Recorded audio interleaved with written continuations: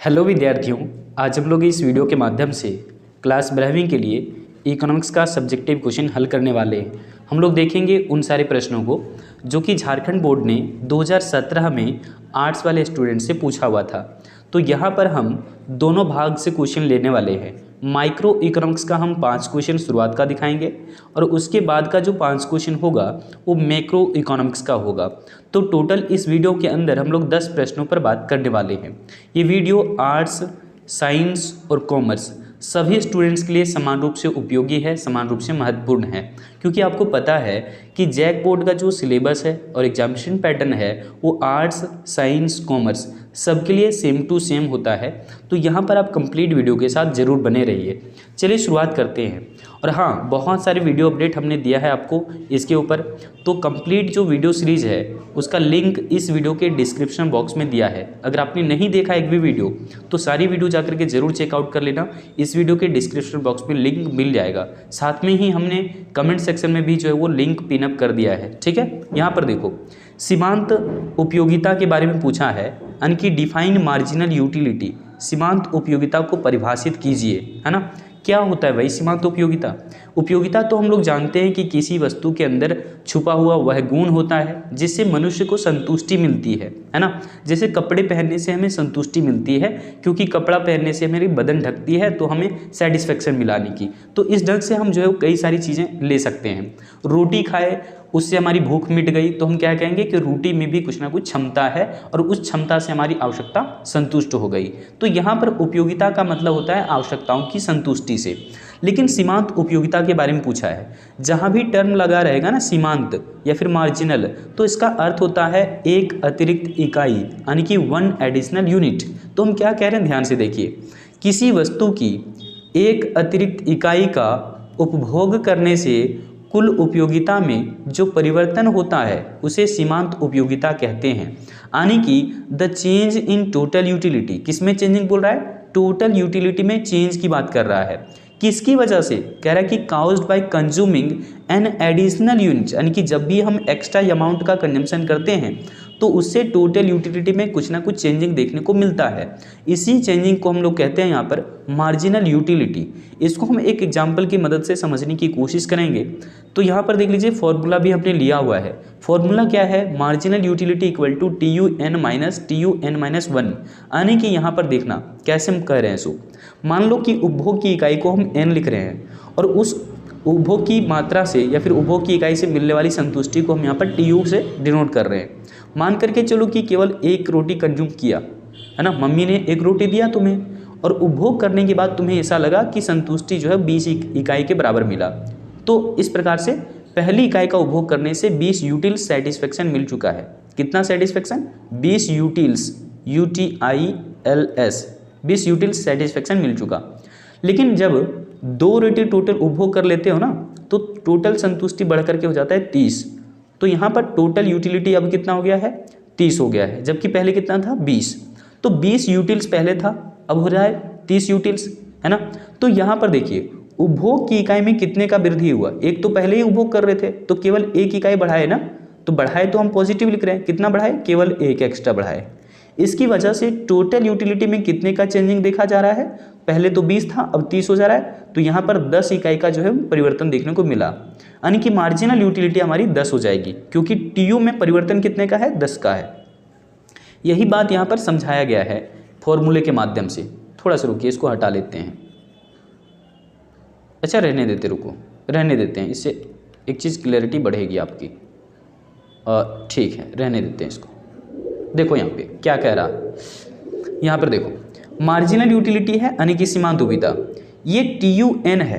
तो TUN का मतलब क्या है? हम जब दूसरी इकाई उपभोग किए तो लिख दो यहाँ पर दूसरी, 2 इकाई टोटल उपभोग किए ना, तो टोटल 2 इकाई उपभोग किए तो यहाँ पर हम 2 इकाई लिख दिए।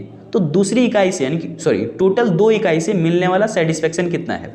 2 इकाई से TU कितना है, यानी कि तो 2 इकाई से TU है 30, तो यहाँ पर लिखेंगे 30। समझ में आ रहा है? ये सिर्फ इकाई डिनोट कर रहा है कि दूसरी इकाई पर, सॉरी 2 इकाई पर कुल उपयोगिता कितनी है। 2 इकाई पर कुल उपयोगिता है 30, हमने 30 लिख दिया माइनस। अब यहाँ पर लिखेंगे अगर 2, तो 2 माइनस 1 लिखा हुआ है, तो 2 में से 1 अगर घटा देंगे तो 1 बचेगा। तो यानी कि 1 इकाई पर TU कितना है? 20 है। एक इकाई पर टीयू कितना है 20, तो यहाँ पर लिखेंगे 20, तो 30 - 20 यानी कि कितना आ जाएगा 10, तो मार्जिनल यूटिलिटी देखा 10 आ गया। इसी ढंग से हम यहाँ पर भी इस फॉर्मूले की मदद से भी बना सकते हैं। जैसे देखो यहाँ पर डेल्टा एन का मतलब है कि उपभोग की इकाई में परिवर्तन, कितना परिवर्तन आया है, केवल एक। पहले तो एक उपभोग कर रहे थे, अब केवल एक एक्स्ट्रा बढ़ाए हैं ना, तो यहाँ पर उपभोग की मात्रा में सिर्फ एक इकाई का परिवर्तन हुआ। इसकी वजह से टोटल यूटिलिटी में जो चेंजिंग है यानी कि डेल्टा टी यू यहाँ पर कह सकते हैं वो कितना है भाई, डेल्टा टी यू हमारा 10 है, यानी कि दोनों के बीच का परिवर्तन कितना है 10, तो यहाँ पर लिख दीजिए 10, यानी कि 10/1 यानी कि कितना आया 10। समझ गए होंगे। तो यही है सीमांत उपयोगिता, यानी कि उपभोग की इकाई में एक अतिरिक्त इकाई परिवर्तन लाते हैं तो कुल उपयोगिता में जो परिवर्तन होता है उसे सीमांत उपयोगिता कहते हैं। चलिए दूसरा क्वेश्चन देखो।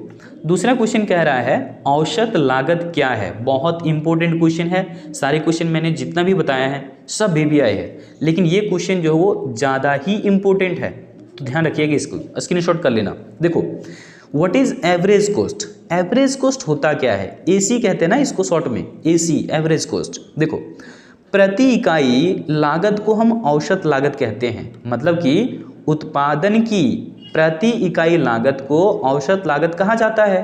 प्रति इकाई लागत का मतलब देखो यहाँ पे मान लो 2 कलम हमने बनाया मैंने कितना 2 कलम, और 2 कलम बनाने की लागत है 50 रुपया। 2 कलम बनाने की लागत कितनी है 50 रुपया, तो कम से कम एक कलम मेरा कितना में बन रहा है 25 रुपये में, सीधी सी बात है। तो हमने यहाँ पर क्या किया 2 कलम, टोटल कितना बनाया हमने 2 कलम, तो टोटल 2 कलम बनाने की लागत कितनी है टोटल 50 रुपया। तो यानी कि टोटल कॉस्ट को क्या करेंगे हम, टोटल यूनिट ऑफ आउटपुट से डिवाइड कर देते हैं, मतलब Q से डिवाइड कर देते हैं। तो टोटल कॉस्ट को क्वांटिटी ऑफ आउटपुट से डिवाइड कर देंगे तो हमारा निकल जाएगा एवरेज कॉस्ट, मतलब कि कुल लागत को उत्पादन की कुल मात्रा से भाग करेंगे तो हमारा औसत लागत निकल जाएगा। जैसे कि एग्जाम्पल से हम आपको समझा देते हैं, रुको यहाँ पर इसको हटा ले थोड़ा सा, देखना यहाँ पे क्या कह रहे हैं। यहाँ पर हम लिख देते हैं एवरेज कॉस्ट का फॉर्मूला क्या हो जाता है, total cost divided by quantity of output. Formula हमने लिया हुआ है, आगे है। यहाँ पर देखो तो 2 कलम बनाने की लागत है 50 रुपया, तो कम से कम एगो कलम कितना में बन रहा होगा 25 रुपया में। तो यहाँ पर यही हमारा 25 क्या है औसत लागत है, जिसको पर यूनिट कॉस्ट कह रहे हैं, क्योंकि प्रति इकाई है, प्रति कलम बनाने की लागत कितनी है 25 रुपये। समझ आ गया होगा। तो उत्पादन की प्रति इकाई लागत को हम औसत लागत कहते हैं। कितना छोटा डेफिनेशन है, यानी कि the per unit cost of production is called average cost. Per unit cost of production is called average cost. समझ पा रहे हैं, मतलब कि उत्पादन की प्रति इकाई लागत को हम औसत लागत कहते हैं, जिसकी गणना कैसे की जाती है, कुल लागत को क्या करते हैं, कुल लागत को उत्पादन की इकाई से विभाजित कर दिया जाता है। मतलब कि उत्पादन की इकाई मतलब क्या, Q से हम डिवाइड कर देते हैं किसको, टोटल कॉस्ट को, यानी कि कुल लागत को। वही लिखा है कि कुल लागत को, थोड़ा सा रुकना, यहाँ पर देखो कुल लागत को उत्पादन की इकाई से क्या करते हैं विभाजित कर देते हैं, यानी कि भाग दे देते हैं, तो निकल जाता है एवरेज कॉस्ट। यहाँ पर देखिए Q लिखा हुआ है ना, आप इसको लेबर के साथ भी डिवाइड करेंगे तो भी निकल जाएगा। जैसे कि मान लो कि लेबर कितना लगाया, ठीक है, और उन लेबर्स को कितना पैसा दिया, तो मतलब टोटल कॉस्ट। मान करके चलिए कि हमारे पास 2 लेबर थे, 2 लेबर को मैंने 100 रुपया पैसा दिया, 2 लेबर को मान लो हमने 100 रुपया पैसा दिया, 2 लेबर को दिया है कि लो तुम लोग दोनों आपस में बांट लेना। कितना कितना बांटेगा वो लोग आपस में, 50-50 रुपया बांटेगा, यानी कि प्रति इकाई हमारा जो है लागत कितना आ रहा है 50 रुपया। प्रति श्रम की जो है वो प्रति श्रम को कितना मिल रहा है 50-50 रुपया मिल रहा है। तो इस ढंग से आप भी कर सकते हैं, मतलब TC/Q लिखें तब भी सही है, TC/L लिखें तब भी सही है। यहाँ उत्पादन की मात्रा से भाग किया जा रहा है ना, और यहाँ पर क्या है श्रम की मात्रा से भाग किया जा रहा है, या फिर परिवर्तनशील साधन की मात्रा से भाग किया जा रहा है। तो दोनों तरीके हो सकते हैं सही। अब देख लेना, अगर ऑब्जेक्टिव में रहेगा तो ये दोनों तरीके के सूत्र को ध्यान से देख लेना कि दोनों में से कोई है या नहीं है। चलिए आगे देखते हैं। देखो यहाँ पर वही वाला फॉर्मूला लिखा हुआ था,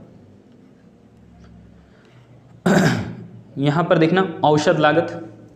औसत लागत क्या कह रहे हैं, यानी कि डिफाइन अपॉर्चुनिटी कॉस्ट। मतलब क्या कह रहे हैं कि किसी दूसरी वस्तु के उत्पादन के लिए पहले उत्पादन की जाने वाली वस्तु की मात्रा का त्याग करना पड़ता है, तो वही त्याग की मात्रा अवसर लागत कहलाती है। जैसे ध्यान से देखो, मान करके चलो कि हमारा इतना बड़ा खेत है और इस खेत में हम 2 चीज़ें लगा सकते हैं, पॉसिबिलिटी है।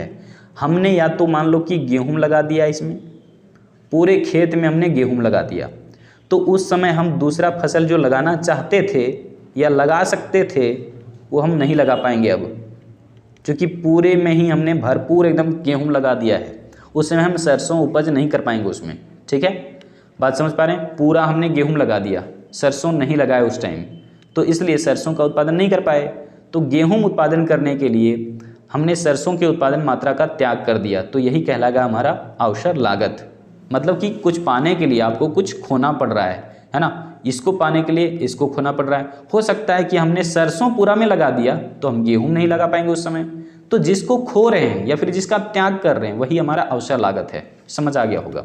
मान करके चलिए कि एक जो है ना लड़का है और उन्हें घर वाले ऑफर कर रहे हैं कि भाई देखो अनिल सुनो, 2 लड़की हमने देख रखी है, एक का नाम जो है पी है और एक का नाम एस है, तुम किससे विवाह करना चाहते हो ढूंढ लो।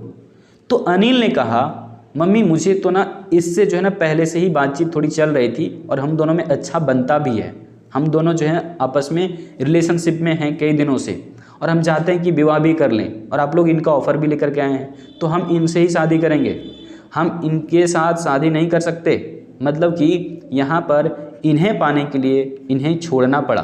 तो जिनका हम लोग त्याग करते हैं वही होता है अवसर लागत, है ना। देखते नहीं, एक लड़का जो है यहाँ पर 2 लड़की से प्रेम कर बैठता है कई बार, और ऐसे में होता है विवाह किसी एक के साथ, दूसरे के साथ तो होता नहीं। तो इसमें मामला क्या हो जाता है, एक के साथ विवाह हुआ तो दूसरे का त्याग हो गया। इसका मतलब बात समझ रहे हैं? तुम उसको भूल जाओ, हम तुमको भूल जाएं, वो वाला सीन बन जाता है। तो एक को पाने के लिए दूसरे को छोड़ना पड़ा। वही है यहाँ पर कि किसी दूसरी वस्तु के उत्पादन के लिए पहले वस्तु की उत्पादन मात्रा का त्याग करना पड़ता है, उसे अवसर लागत कहते हैं। देखिए यहाँ पर the cost of quantity of first goods has to be sacrificed. पहली वस्तु का कुछ ना कुछ त्याग हो रहा है, किसके लिए? टू प्रोड्यूस अनदर गुड्स, दूसरी वस्तु के उत्पादन के लिए। This is called opportunity cost. एक एग्जाम्पल और भी देते हैं, चूंकि अवसर लागत का और भी नाम है, पूछा जाता है कि अवसर लागत का दूसरा नाम क्या है या फिर वैकल्पिक नाम क्या है। तो अवसर लागत का दूसरा नाम है आर्थिक लागत। क्या नाम है? Economic cost. क्या कहते हैं? आर्थिक लागत, यानी कि इकोनॉमिक कोस्ट। इकोनॉमिक कोस्ट के जगह पर कई बार लिखता है इकोनॉमिक रेंट। ठीक है, ध्यान रखिएगा, वो जैक बोर्ड का काम है, इकोनॉमिक कोस्ट को इकोनॉमिक रेंट लिख देता है कई बार। चलिए, इस ढंग से हो गया।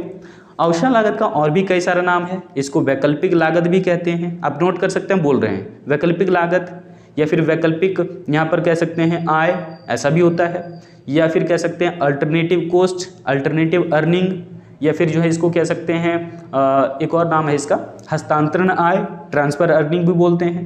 ट्रांसफर अर्निंग नाम क्यों है ये हम आपको समझा देते हैं। जैसे मानकर चलो, अवसर लागत भी इससे समझ में आ जाएगा। मान करके चलो कि कहीं तुम्हें एक जगह जॉब मिला है 10,000 रुपये का, एक जगह तुम काम करते हो जहाँ से तुम्हारी मंथली की कमाई 10,000 रुपये हो जाती है, 8 घंटे तुम यहाँ काम करते हो। दूसरी जगह तुम्हारी एक कंपनी, दूसरी कंपनी पहुंची तुम्हारे पास, कह रही है कि हमारे पास काम करिए, आपको हम जो है ना इनकम डबल देंगे, 20,000 रुपये देंगे, और काम आपको वही करने हैं जो यहाँ पर आप कर रहे हैं। तो आप कहाँ जाना चाहोगे? आप तो सोचोगे कि सर 20,000 रुपये कमा लेना ही ठीक रहेगा, ये तो ठीक नहीं है, यहाँ टाइम भी जा रहा है उतना, लेकिन पैसा दे नहीं रहा अच्छा खासा। तो आपके लिए तो सबसे अच्छा विकल्प तो पहले यही था, तो अब आपने इस चीज़ का त्याग कर दिया। किसके लिए? अब उससे अच्छा विकल्प मिल गया। मतलब कि 20,000 की नौकरी पाने के लिए तुमने 10,000 की नौकरी का त्याग कर दिया। तो जितने रुपये का त्याग किया वही तुम्हारा है यहाँ पर अवसर लागत। तो इनकम तुम्हारा पहले कितना था? 10,000, अब कितना हो जा रहा है? 20,000। तो इनकम तुम्हारा ट्रांसफर हो गया ना, ज़्यादा हो गया ना, सीधी सी बात है। तो यहाँ पर आप कह सकते हैं हस्तांतरण आय, यानी कि अपॉर्चुनिटी कोस्ट का दूसरा नाम है ट्रांसफर अर्निंग, या फिर ट्रांसफर कोस्ट, या फिर अल्टरनेटिव कोस्ट। तो इस तरीके के नाम से हम लोग जानते हैं अवसर लागत को। चलिए यहाँ पर देखिए दूसरा, चौथा क्वेश्चन क्या कह रहा है? उत्पादन फलन क्या है, यानी कि व्हाट इज प्रोडक्शन फंक्शन। बहुत अच्छा क्वेश्चन है, ध्यान दीजिए। यहाँ पर जब भी हम लोग उत्पादन करते हैं, आउटपुट लेते हैं, पक्का है उस आउटपुट का कहीं ना कहीं रिलेशन होगा इनपुट के साथ। जैसे मान लो यहाँ पर है एक संतरा और ये संतरा हमारे लिए क्या होगा, इनपुट होगा। क्या होगा, इनपुट। इनपुट मतलब साधन, साधन मतलब आगत, आगत भी बोलते हैं साधन को, ध्यान रखना। तो इनपुट है। अब इस संतरे को मैंने छीला और जूस बनाने वाली मशीन में हमने इसको डाल दिया। डालने के बाद हमें जो है यहाँ पर 1 गिलास जूस मिला, मतलब इस संतरे से हमें 1 गिलास जूस मिला। इस पूरे गिलास में जूस भरा हुआ है, ठीक है। तो हमें क्या मिला है, ये हमारा है आउटपुट आने की, समझ गए। मतलब कि संतरा हमारे लिए क्या है, इनपुट, और जो जूस बन करके तैयार हुआ ये क्या है, आउटपुट। तो यहाँ पर देखिए, जितना ज़्यादा हम संतरा बढ़ाएंगे उतना ज़्यादा हमारा जूस बढ़ते चला जाएगा, स्वाभाविक सी बात है। इनपुट बढ़ाएंगे तो आउटपुट बढ़ेगा, इनपुट घटा देंगे, अगर हम संतरा कम लगाएंगे तो हमारा जूस भी कम मिलेगा। तो इस तरीके से हम कह सकते हैं इन दोनों के बीच कुछ ना कुछ रिलेशन बना हुआ है। तो यहाँ पर वही कह रहे हैं कि उत्पादन फलन भौतिक आगतों, भौतिक आगतों का मतलब देखो ये भौतिक वस्तु है। संतरा दिखता है कि नहीं, खुले आँख से दिखता है, तो भौतिक वस्तु है। तो ये भौतिक आगतों और भौतिक निर्गतों, निर्गत मतलब आउटपुट, ठीक है। तो भौतिक आगतों और भौतिक निर्गतों के बीच में तकनीकी संबंध को उत्पादन फलन कहते हैं। मतलब उत्पादन फलन क्या है, भौतिक आगतों और भौतिक निर्गतों के बीच तकनीकी संबंध है। यानी कि यहाँ पर देखिए, the functional relationship, the production function is the technical relationship. The production function is the technical relationship between physical inputs and physical outputs. अब टेक्निकल रिलेशनशिप या तकनीकी संबंध का बार बार प्रयोग क्यों किया गया है, यहाँ पर ध्यान से सुनिए। तकनीकी संबंध का मतलब है कि हम अगर इनपुट को बढ़ाएंगे तो ये स्वाभाविक सी बात है आउटपुट भी हमारा बढ़ेगा। संतरा हम ज़्यादा डालें मिक्स जूस बनाने वाली मशीन में तो जूस भी हमारा ज़्यादा बनेगा, स्वाभाविक सी बात है। लेकिन अगर संतरा हमने कम डाला जूस भी कम बनेगा। लेकिन ये भी ध्यान रखिए कि अगर हम संतरा बढ़ा देते हैं, मान लो एक और संतरा डाले, तो क्या ये ज़रूरी है कि पहले एक संतरा से हमें 1 गिलास अगर जूस मिल चुका है तो दूसरे एक संतरे से भी फिर से हमें 1 गिलास जूस मिल जाए? ये ज़रूरी बिल्कुल भी नहीं है। क्यों? क्योंकि हो सकता है संतरा छोटा हो सकता है कि संतरा अंदर से सूखा हुआ है, इसमें रस ज़्यादा नहीं है। तो इस स्थिति में हमारा आउटपुट बढ़ा जरूर, लेकिन उस दौरान इनपुट बढ़ा जरूर, आउटपुट भी बढ़ेगा, लेकिन सेम रेशियो से नहीं बढ़ेगा। मतलब कि जिस रेट से हमने इनपुट्स को बढ़ाया जरूरी नहीं है कि उसी रेट से हमारा आउटपुट भी बढ़े। तो यहाँ पर ध्यान रखना, इसी वर्ड के लिए यूज किया गया है तकनीकी संबंध। समझ में आया या नहीं? चलिए, उत्पादन फलन को एक्सप्रेस करने का तरीका क्या है? उत्पादन फलन को यहाँ पर कैसे एक्सप्रेस किया जाता है, कैसे व्यक्त किया जाता है? तो इसको लिखते हैं हम लोग कैसे, क्वांटिटी ऑफ आउटपुट। आउटपुट है ये फंक्शन किसका है? लैंड का, लेबर का, कैपिटल का, और भी बहुत सारे साधन आप जोड़ सकते हैं, डॉट डॉट करके बहुत सारे साधन ले सकते हैं, ठीक है। तो भूमि, श्रम, पूंजी यहाँ पर है। तो यही हमारा कहलाता है, ये सब सारे क्या हैं? इनपुट्स हैं। क्या हैं? इनपुट्स, यानी कि आगत हैं। ये सब सारे हमारे साधन हैं, उत्पादन के साधन। और ये क्यू क्या है? क्वांटिटी ऑफ आउटपुट, यानी कि उपज की मात्रा। क्लियर हो गया? लेकिन कई बार यहाँ पर पूछता है कि शॉर्ट रन प्रोडक्शन फंक्शन क्या है? अल्पकालीन उत्पादन फलन से आप क्या समझते हैं? तो जब अल्पकालीन केवल रहेगा ना, तो ध्यान दीजिएगा ऐसा ही रहेगा आपका इक्वेशन।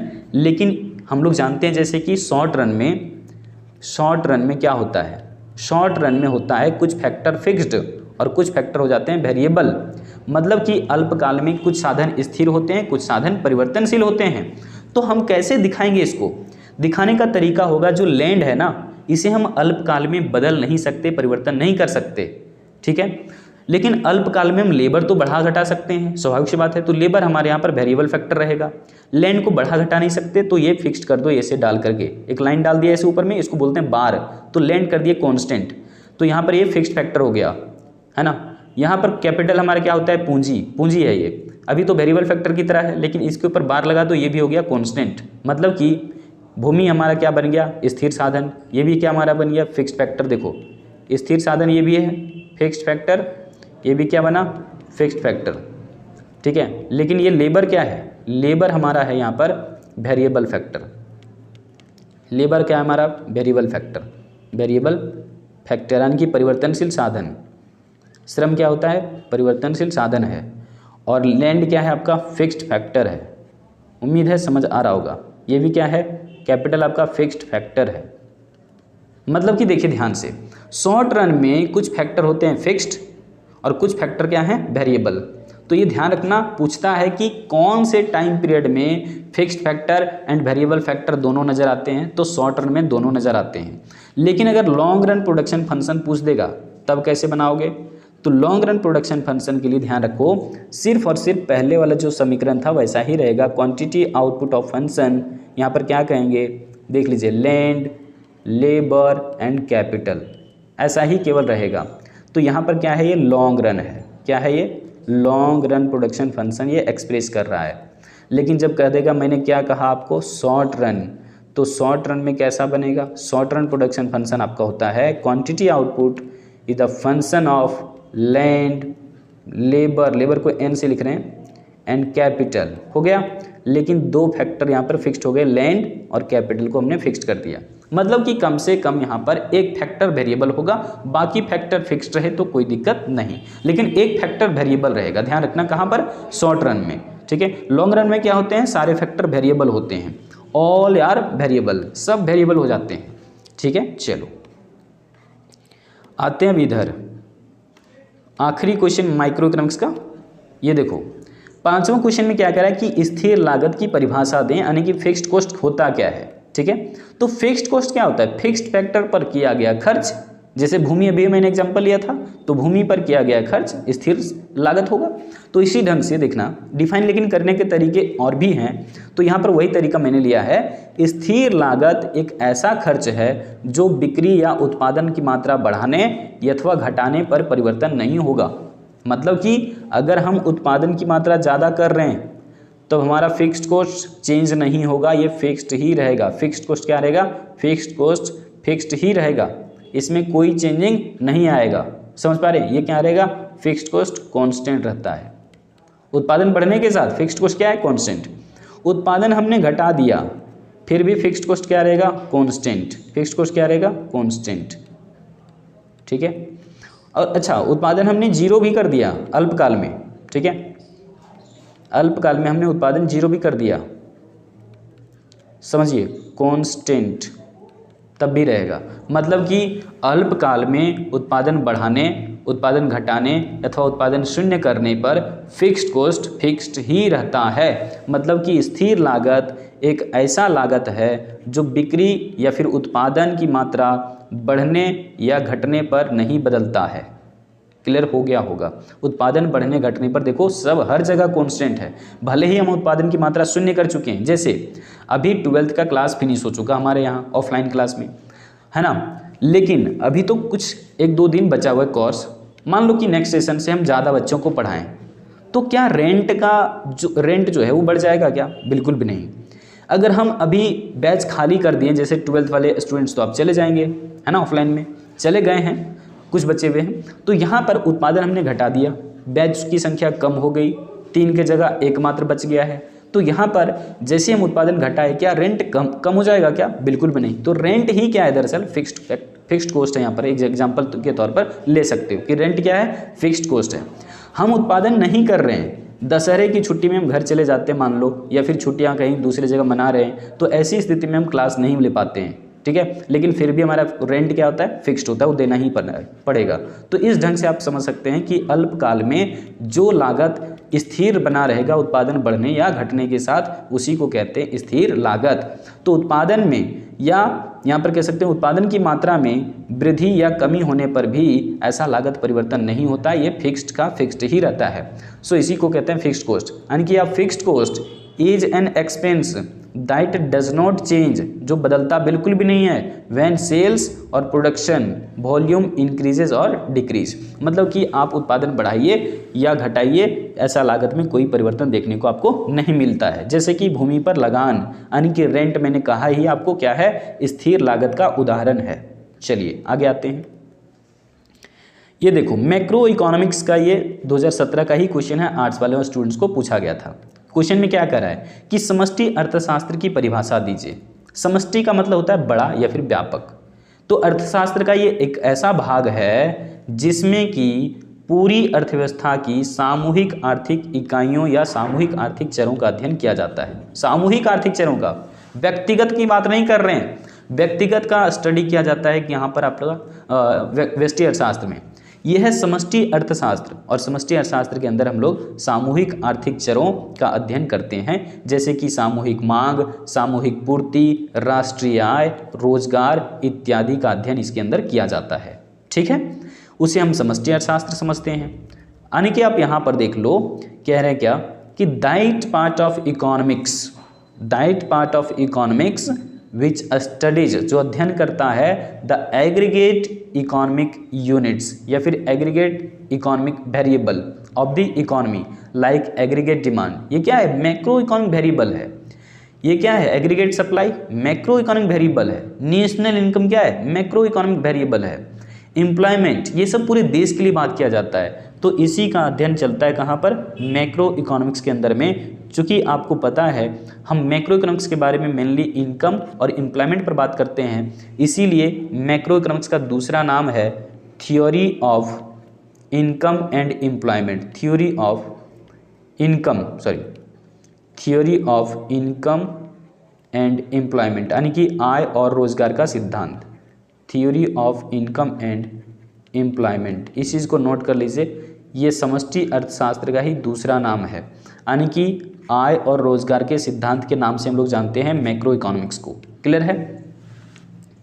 अब आइए इधर सेकंड क्वेश्चन, बहुत अच्छा क्वेश्चन है। देखिए, कह रहा है कि मौद्रिक प्रवाह क्या है, यानी कि what is monetary flow. Monetary flow मतलब मुद्रा का प्रवाह।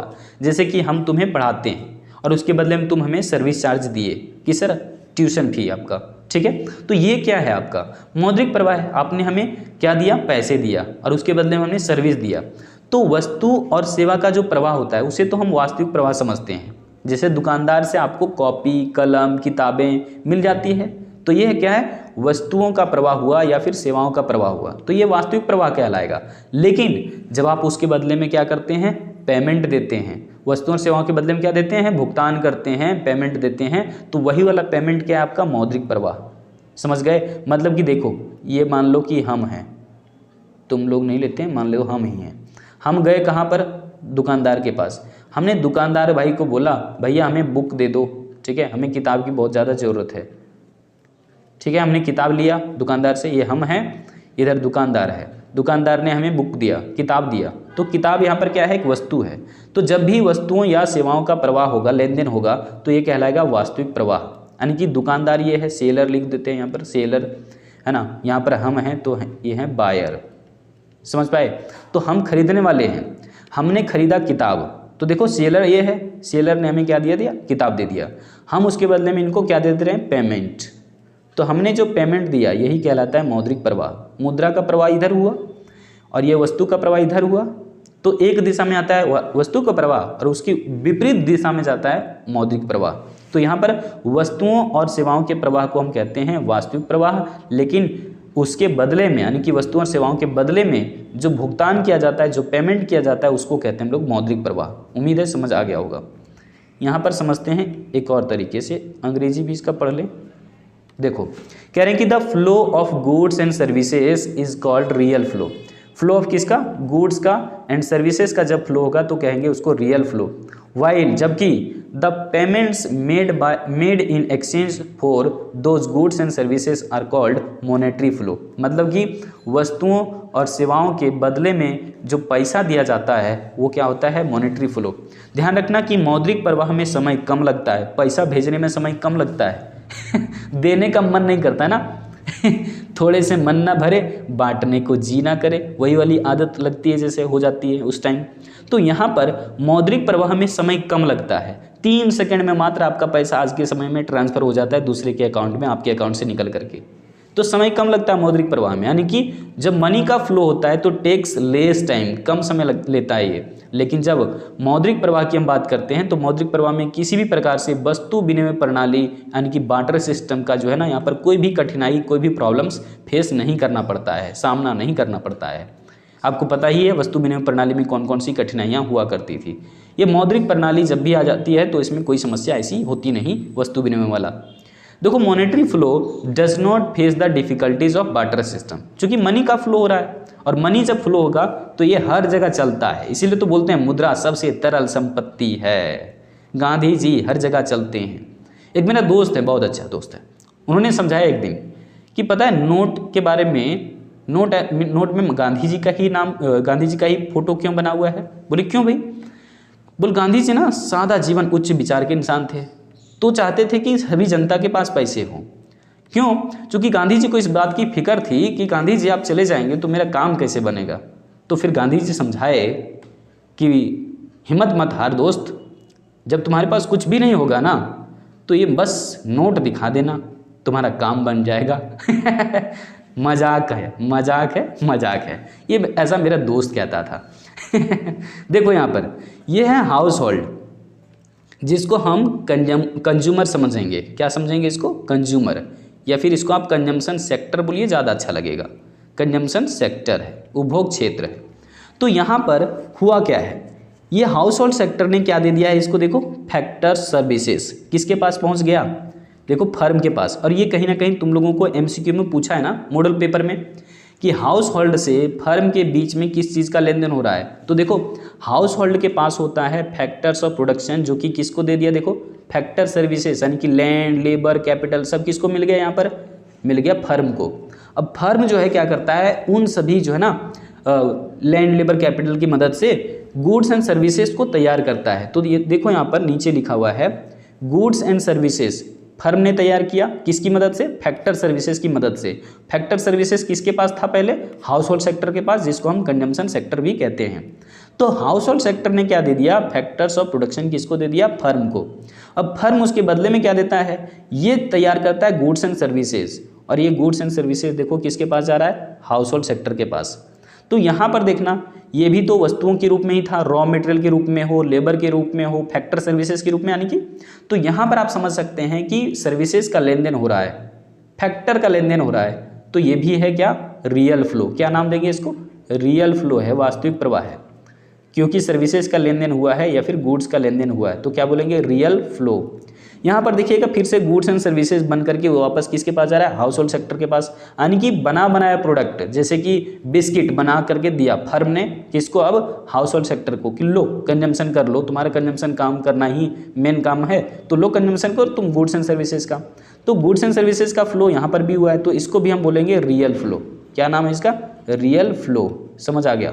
लेकिन अब देखिए ध्यान से, जब इसने फर्म ने फैक्टर सर्विसेज लिया किससे? हाउस होल्ड सेक्टर से लिया फैक्टर सर्विसेज, तो यहाँ पर उसके बदले में पेमेंट भी देगा।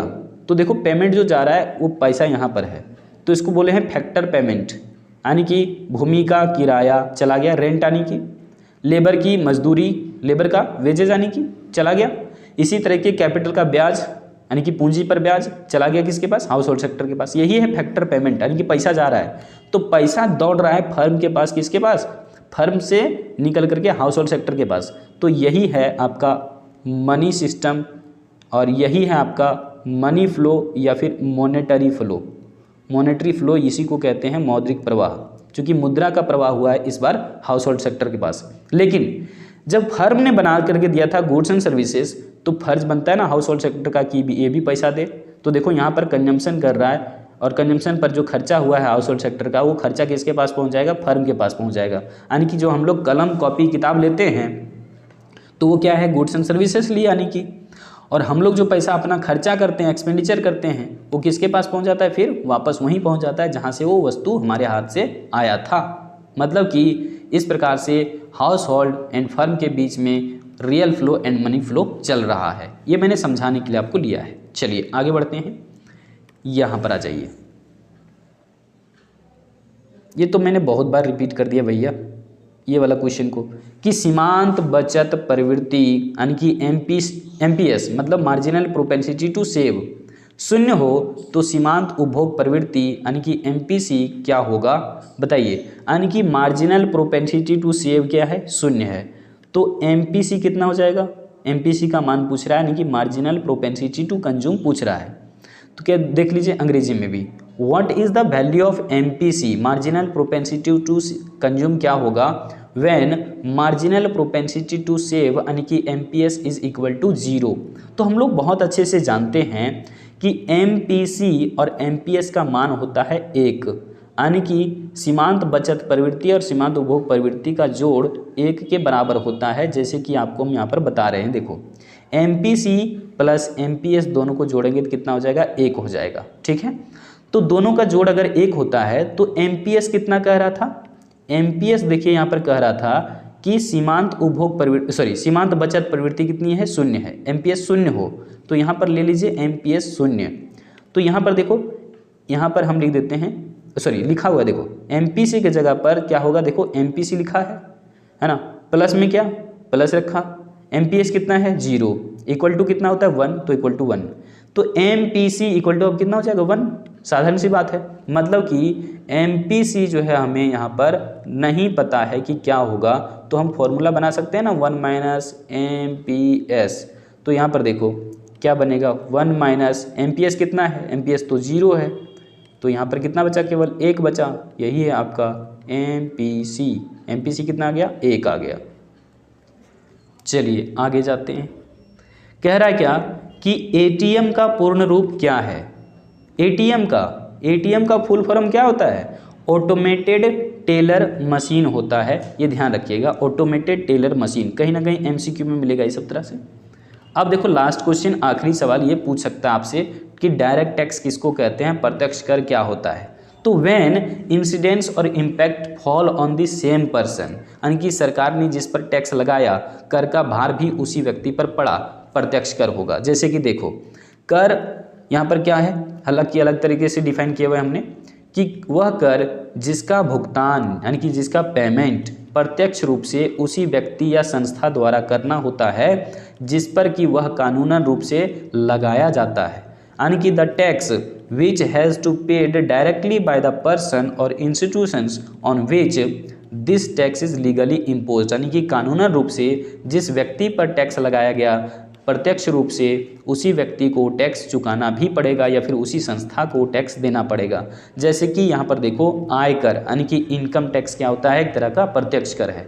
जिस व्यक्ति की आमदनी ज़्यादा है उसी व्यक्ति पर वो टैक्स लगाए और उसी व्यक्ति से वो वसूला भी जाएगा सरकार द्वारा, तो ये प्रत्यक्ष कर है। और टैक्स नहीं दिए तो जेल भी जाना पड़ सकता है सरकार के कानून के अनुसार। तो यहाँ पर देखो निगम कर क्या होता है, निगम कर को बोलते हैं कॉर्पोरेशन टैक्स या फिर कॉर्पोरेट टैक्स। तो यहाँ पर ध्यान रखना, कॉर्पोरेट टैक्स का मतलब कंपनियों के लाभ पर लगाया गया टैक्स, मतलब कि जितने भी व्यावसायिक फर्म हैं देश के अंदर में उनसे जो टैक्स वसूला जाता है ना लाभ के आधार पर, कि निगमों का लाभ कितना है या फिर कॉर्पोरेट का जो है प्रॉफिट कितना है ना, या फिर मान लीजिए कि फर्मों का लाभ क्या है, उस पर जो टैक्स वसूलती गवर्नमेंट वही है प्रत्यक्ष कर, यहाँ पर कॉर्पोरेट टैक्स। तो ये इनकम टैक्स और कॉर्पोरेट टैक्स बहुत बड़ा टैक्स का रूप है दोनों।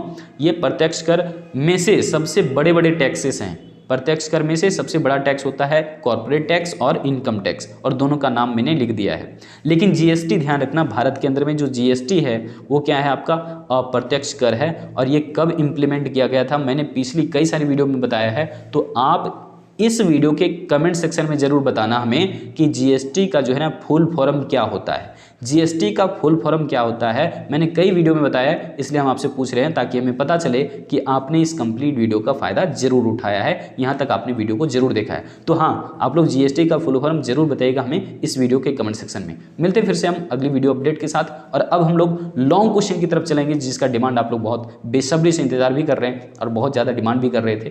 तो लॉन्ग क्वेश्चन भी आपको हम करवाएंगे, पूरी वीडियो अपडेट आपको मिलेगी। बस चैनल के साथ बने रहिए और दबा करके वीडियो को दोस्तों के साथ साझा करते रहिएगा। जय हिंद, जय भारत।